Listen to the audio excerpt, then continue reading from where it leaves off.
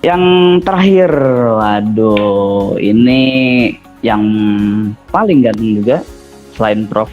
Ucok. Sekarang kita ada dengan Mas Aditya. Mas Aditya dari Google ya Mas ya? Ya, betul. Dari Mas Aditya Ganda Kusuma. Mbak Ririn boleh ditampilkan profilnya? Baik, saya bacakan sedikit.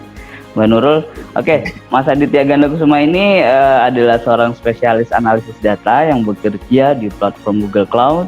Kemudian beliau memiliki pengalaman lebih dari 7 tahun dalam bidang analisis data. Dan beliau telah bekerja sama dengan berbagai kalangan di berbagai sektor industri dalam membangun manajemen data, AI, data analytics tool, dan sebagainya. Wah, keren banget. Mas Aditya, apa kabar Mas Aditya? Baik, Mas Rama, apa kabar Mas? Alhamdulillah baik juga. Mas, aku panggil Mas Adit atau Mas Aditya ya? Adit Enaknya. aja nggak apa-apa Mas. Mas Adit aja Mas ya? Iya. Biar lebih engage. Oke. Mas Adit, oke, temanya hari ini adalah building AI with Google Cloud Platform nih. Nah, gimana nih Mas? Mas Aditya, gimana cara yang paling tepat? Pasti ini pertanyaan yang akan jadi common question buat sobat data semua. Gimana sih cara yang tepat buat mulai membangun AI dengan Google Cloud Platform tentunya? Ya, jadi memang betul Mas, itu yang akan jadi topik saya hari ini. Jadi tadi mungkin dari rekan-rekan yang lain gitu ya, mulai dari Profesor Ucok, Bu Grace, Profesor Lili, dan juga Bu Ririn udah share seperti apa. Kalau Profesor Ucok kan konsepnya gitu ya, data science, big data AI. Kemudian Bu Grace cerita seperti apa kalau di Bank Mandiri, Profesor Lili dan Bu Ririn juga cerita seperti apa di UIN dan UMN. Nah mungkin saya akan melanjutkan gitu ya, kalau udah tahu konsepnya, kalau udah tahu manfaatnya, pertanyaan berikutnya kan pasti gimana sih kalau saya mau mulai gitu ya. Nah, betul banget. Ya, jadi itu yang akan jadi materi saya hari ini. Mungkin sebelum saya masuk ke situ, saya sedikit aja dulu next, Mbak Nurul. Agenda saya sebenarnya 3 gitu ya. Saya akan cerita dulu siapa itu Google, barangkali ada yang belum tahu siapa itu Google gitu ya. Dan juga kedua, bagaimana Google Cloud bisa bantu buat teman-teman yang pengen mulai bangun AI, pengen mulai masuk ke dunia data science. Dan ketiga pastinya gimana memulainya. Yes. Next. Silakan Mas. Jadi next aja. Oke, kalau Google, ini Google gitu ya. Jadi kalau sampai sini ada yang belum tahu Google itu apa gitu. Jadi ini Google gitu ya, yang biasa teman rekan-rekan sobat data tanyain gitu ya, baik buat nanya alamat, buat nanya vocabulary baru, ataupun kalau buat teman-teman yang di IT buat nanya-nanya isu biasanya kalau ada error tinggal di kopas aja di sini. Nah, mungkin yang teman-teman belum tahu adalah next. Ketika kita menanyakan sesuatu dan hasilnya bisa keluar dengan cepat, sebelumnya. Ketika kita nanya sesuatu dan hasilnya sebelumnya ya ini. Nah, kalau kita nanya sesuatu dan hasilnya bisa keluar dengan cepat gitu ya, ada infrastruktur yang sangat besar yang kerja di belakang layar. Ada data yang sangat besar yang harus diproses oleh Google supaya keluar sesuai dengan apa yang rekan-rekan cari, sesuai juga dengan preferensi yang apa yang memang rekan-rekan butuhkan. Okay. Nah, kabar baiknya, infrastruktur ini, hasil pembelajaran dari Google ini, sudah Google buat jadi sebuah layanan yang bisa dipakai oleh sobat data sekalian, yang namanya adalah Google Cloud. Nah, Google Cloud sendiri juga terus berkembang, dan kami berkomitmen dalam bisnis kami di Indonesia. Salah satunya adalah kalau selain Google Cloud punya region di banyak negara, gitu ya, mulai dari Amerika, Tokyo, Singapura. Nah, di semester 1 2020, which means itu berarti adalah paling lambat akhir bulan depan, itu Google Cloud akan punya region sendiri di Jakarta, di Indonesia. Artinya apa? Artinya buat teman-teman yang memang pengen bangun aplikasinya atau memang menargetkan usernya dari Indonesia, maka latensi aplikasinya juga akan jadi lebih baik. Selain itu, buat teman-teman yang punya regulasi dari regulator, misalnya perbankan, gitu ya, di mana data harus ada di negara itu berada, yaitu Indonesia, gitu ya, maka ini akan memudahkan untuk bisa memenuhi kebutuhan dari regulator tersebut. Jadi itu sedikit mengenai Google Cloud di Indonesia. Next. Nah, kalau bicara apa sih sebenarnya pemanfaatannya AI gitu ya, mungkin teman-teman udah pakai gitu ya, ini adalah salah satu aplikasi yang sudah dipakai lebih dari 1 miliar orang di seluruh permukaan bumi gitu ya, Gmail. Nah, di Gmail itu kalau teman-teman sadar ya, waktu kita lagi ngetik email, sebenarnya dia bisa punya namanya Smart Compose, dia bisa langsung ngelengkapin apa yang kita buat. Paling gampang gitu, misalnya ini kita nulis email ke Jacqueline gitu ya. Waktu kita baru nulis dear aja atau baru nulis hi gitu ya, dia udah bisa langsung ngelengkapin hi Jacqueline. Yang lebih unik, dia juga belajar. Sebagai contoh, kalau misalnya Mas Rama atau misalnya saya gitu ya, Aditya gitu kan. Kalau mungkin pertama kali nulis email ke saya, dia akan nulisnya Dear Aditya. Tapi setelah 1-2 kali kita nulisnya Dear Adit gitu ya, atau Hi Adit, maka di email keempat dia akan langsung ngasih rekomendasinya bukan Aditya lagi, tapi ngasih rekomendasinya Adit. Karena dia belajar dari cara kita email, ternyata yang namanya Aditya ini dipanggilnya bukan Aditya, tapi Adit. Jadi di situ AI-nya dipakai, tujuannya untuk apa ya? Buat kita menghemat waktu dan juga memudahkan kita untuk bisa email secara cepat. Next.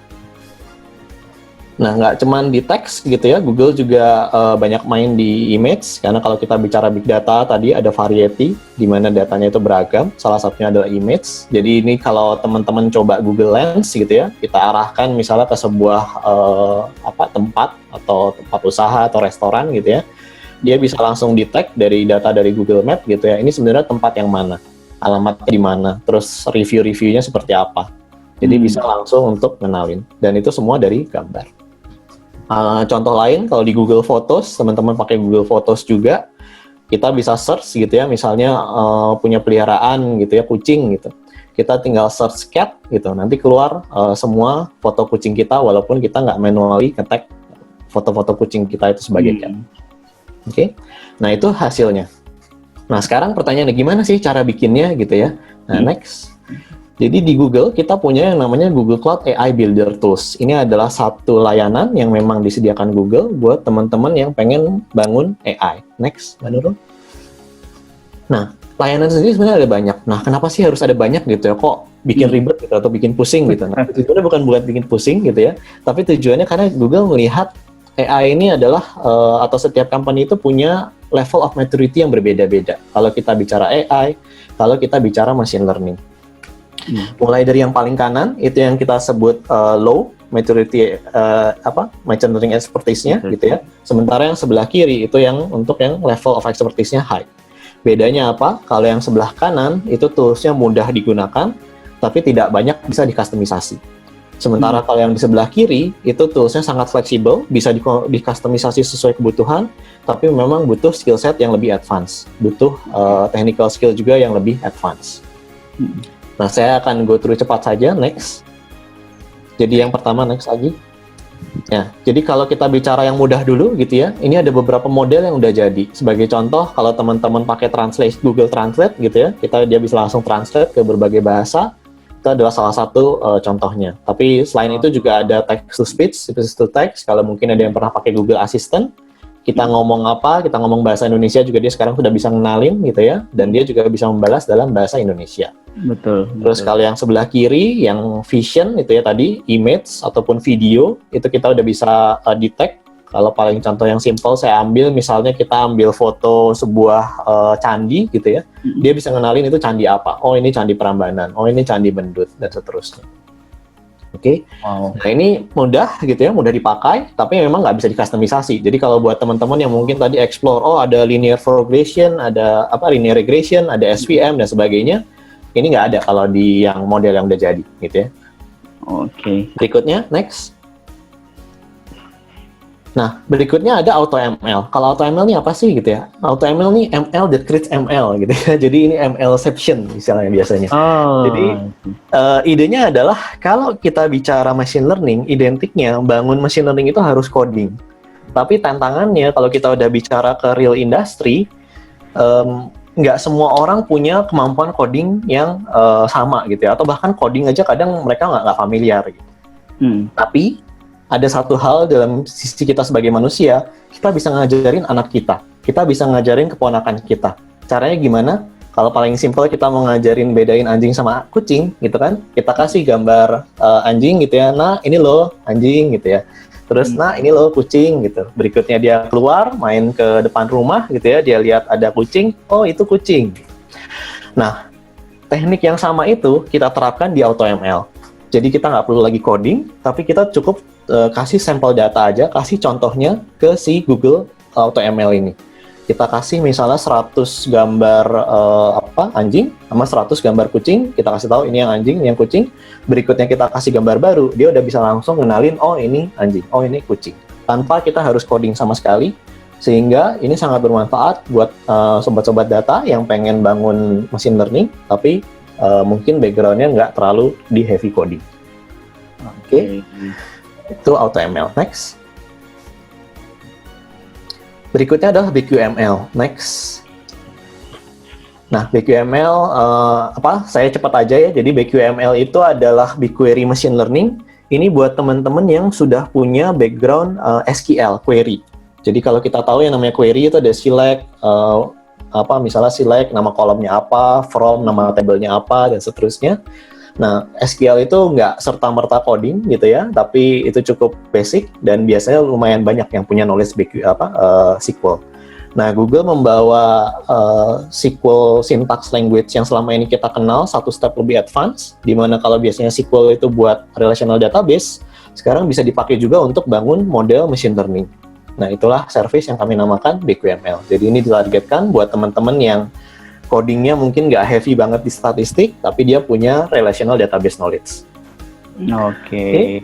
Berikutnya, ini yang paling yang kiri, saya jadi satu aja, AI platform dan machine learning infrastruktur. Ini memang buat teman-teman yang butuh customisasi, atau mungkin buat rekan-rekan dosen gitu ya, yang mungkin sedang membangun suatu riset, atau membangun satu algoritma baru gitu ya.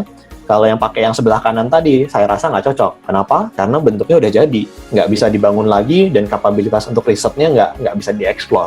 Sehingga Google juga punya AI platform ini.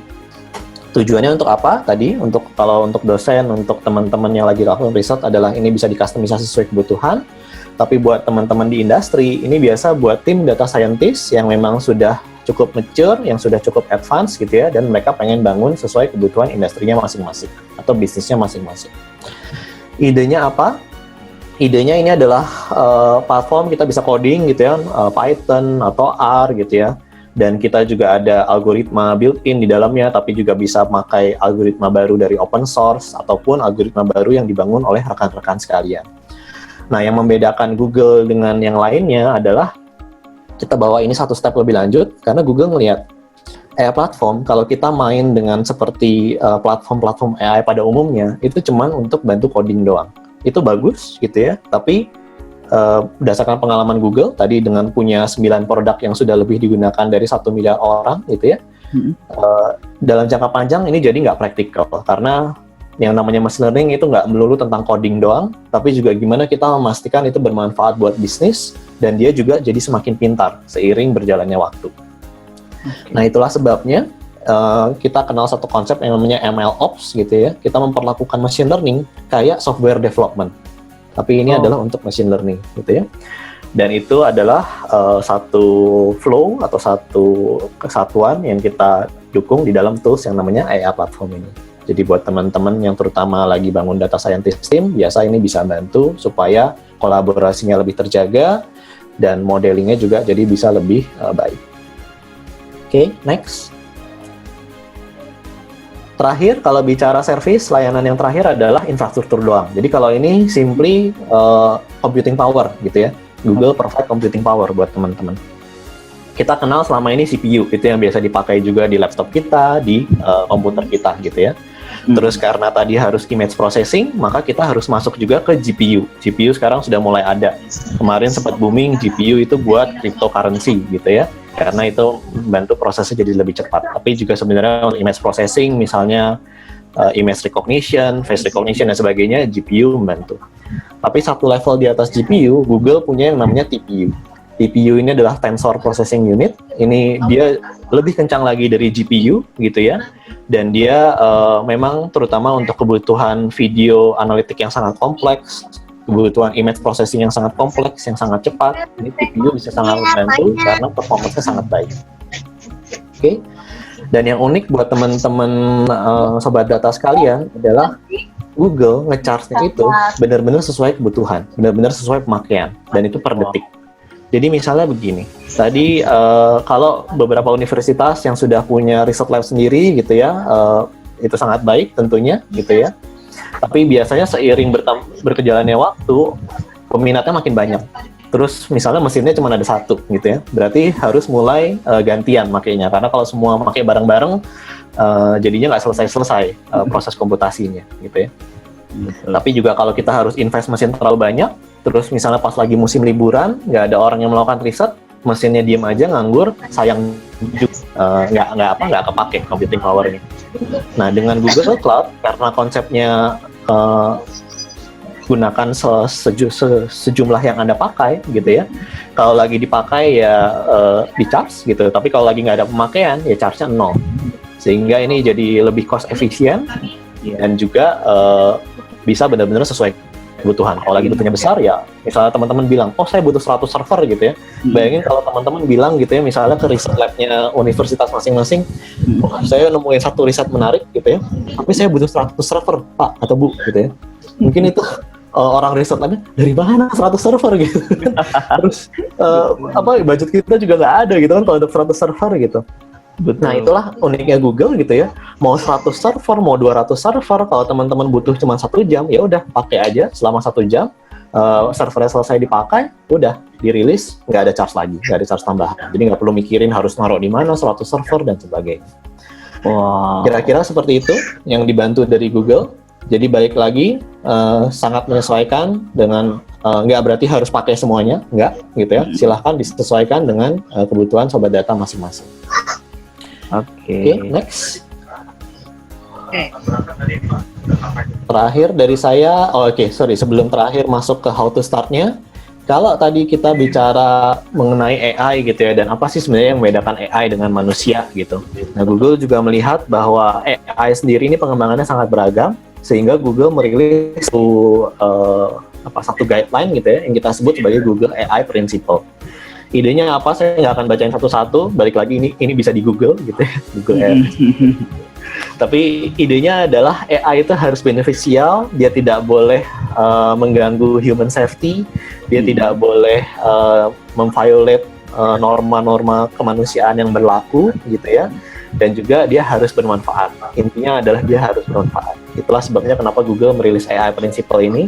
Harapannya bukan cuma AI-nya Google yang bermanfaat buat orang-orang, tapi siapapun yang membangun AI bisa punya prinsipal yang sama gitu ya, bahwa kita pengen membangun AI yang bermanfaat buat banyak orang, dan kita tidak ingin membangun AI yang menyakiti orang. Intinya seperti itu. Oke, next. Oke, berikutnya topik utamanya. Jadi gimana kalau kita mau mulai gitu ya? Next aja. Oke, kenapa sih harus mulai gitu ya? Atau kalau bicara tadi sebenarnya udah banyak, harusnya sudah cukup menjawab gitu ya. Tapi saya menambahkan aja, kalau kita bicara IT sekarang, IT profesional tuh orang udah nggak nyari lagi, bukan sekedar orang yang tahu komputer gitu ya, know computers. Tapi benar-benar yang dicari adalah expert. Kayak tadi juga contohnya Bu Grace dari Bank Mandiri juga share gitu ya, bahwa technical expertise itu dibutuhkan gitu. Dan dari hasil riset yang dilakukan oleh Global Knowledge, Google Professional Cloud Architect itu adalah highest paying IT certification. Jadi buat teman-teman, terutama yang lagi mikir sertifikasi apa ya yang lagi bagus buat diambil gitu ya, mungkin ini bisa jadi salah satu consideration gitu ya, karena itu dari hasil risetnya, bukan Google yang hasil riset, karena kalau Google yang riset pasti bilang Google yang paling bagus gitu ya, tapi ini yang riset third party. Di 2019 mereka Google Professional Cloud Architect itu certification dengan highest paying IT certification. Oke, gimana mulainya? Next. Nah, pertama kalau buat teman-teman yang di education bisa mulai dari sini, edu.google.com/programs. Di situ ada beberapa tab gitu ya, sesuai rekan-rekan sekalian, apakah students, apakah mahasiswa, apakah murid gitu ya. Ada yang for students. Kemudian buat rekan-rekan dosen, buat rekan-rekan yang ada di fakultas, itu ada juga for faculty. Di situ ada materi yang baik untuk teman-teman rekan-rekan mulai belajar sekalian ataupun untuk mengajar. Kemudian kalau ada yang sedang melakukan riset juga, ada for researchers. Dan yang lagi unik adalah yang warna biru yang di bawah itu. Jadi kalau risetnya terkait dengan COVID-19 yang sekarang lagi booming-boomingnya gitu ya, itu Google punya program yang bisa ngasih Google Cloud Credit secara free. Atau kalau saya translate mudahnya Google Cloud Credit apa, bayangin teman-teman bisa dapat server tadi, baik itu mau cuma 1, mau 100 server, itu bisa secara free kalau risetnya terkait dengan COVID-19.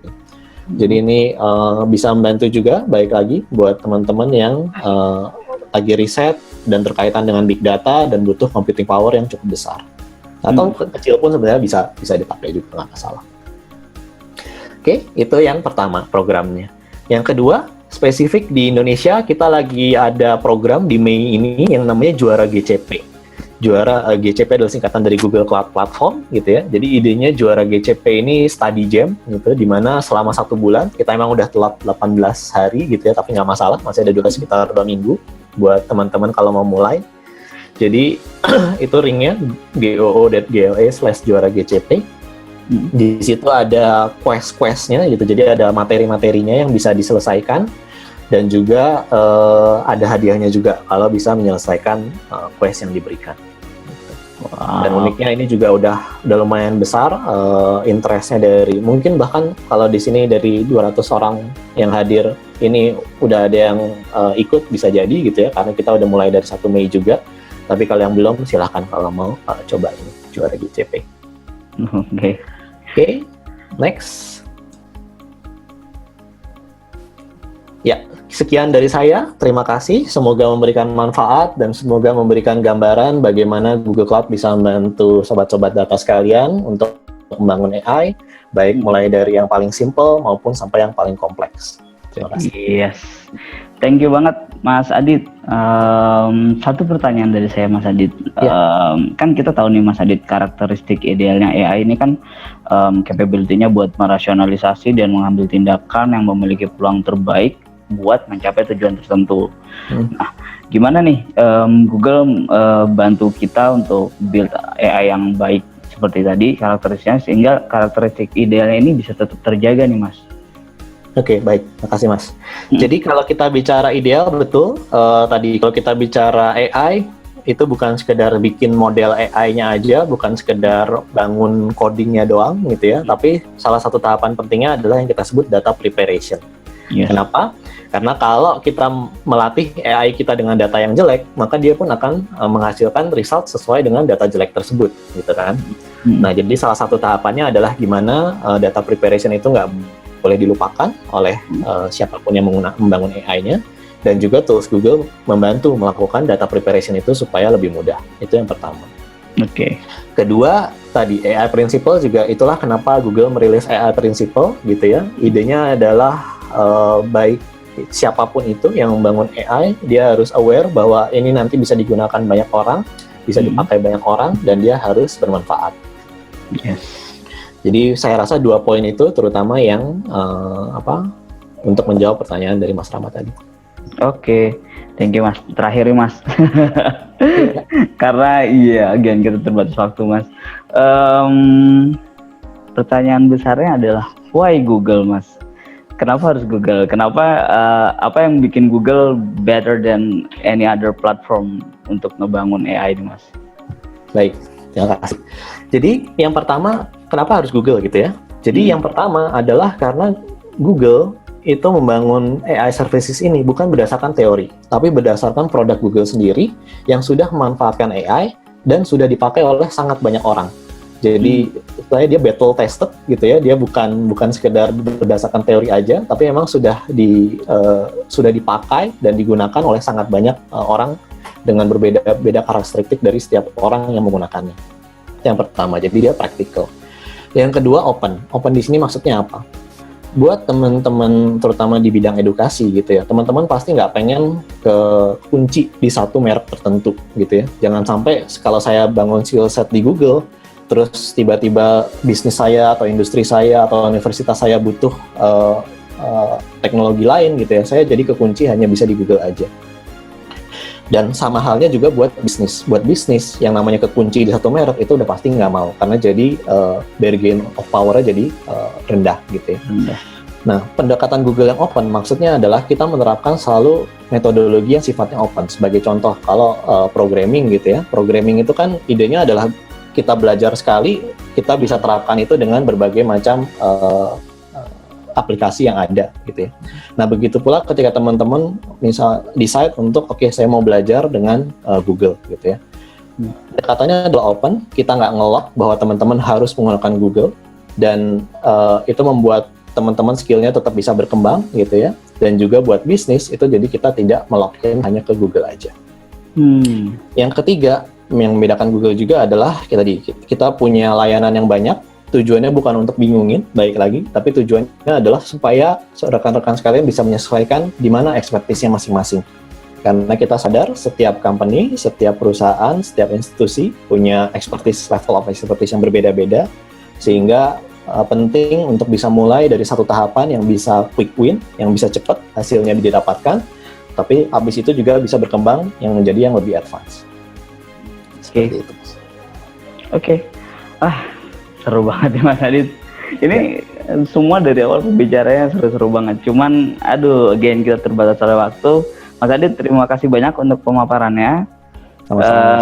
Mudah-mudahan jadi jalan nih buat sobat data yang memang pengen mulai nge-build AI dengan penjabaran dari Mas Adit.